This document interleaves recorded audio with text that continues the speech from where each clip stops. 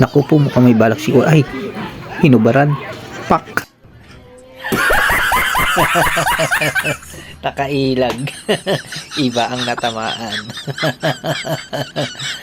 Tambay kasi ng tambay. Manong, magkano sa daing? 100. Ay, mahal naman.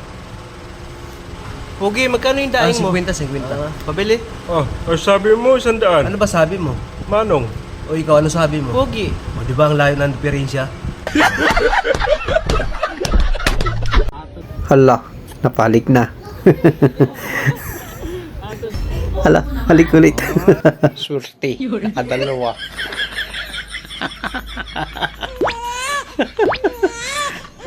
Nakadalawa si Kuya. Nagbebenta ba ng gulay ang kumpare mo pa? Hindi naman, baby. Bakit mo natanong yan? Rinig ko kasi si mama kanina.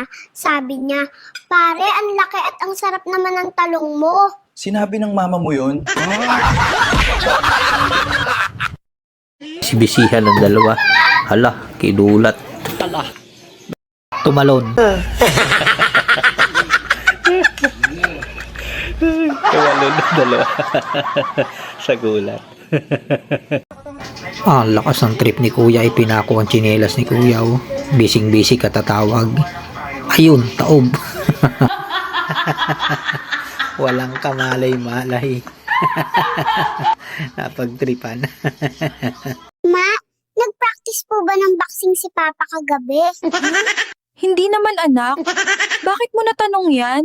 Rinig ko kasi si Papa kagabi. Sabi niya, mahal, isang round lang ang kaya ko.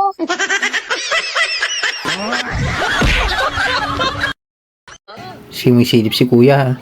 Toink. Ito pa isa oh. Kwak.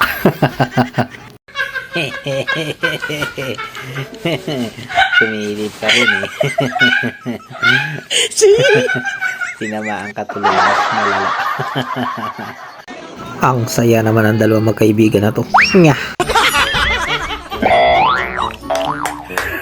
Dire-diretso. Papis-pis pa kayo. Sa pagkalambas ang gagaling ang asin? Wala bang mahirap-hirap na tanong dyan, Porky? Sagutin mo. Las piñas na botas. Mali.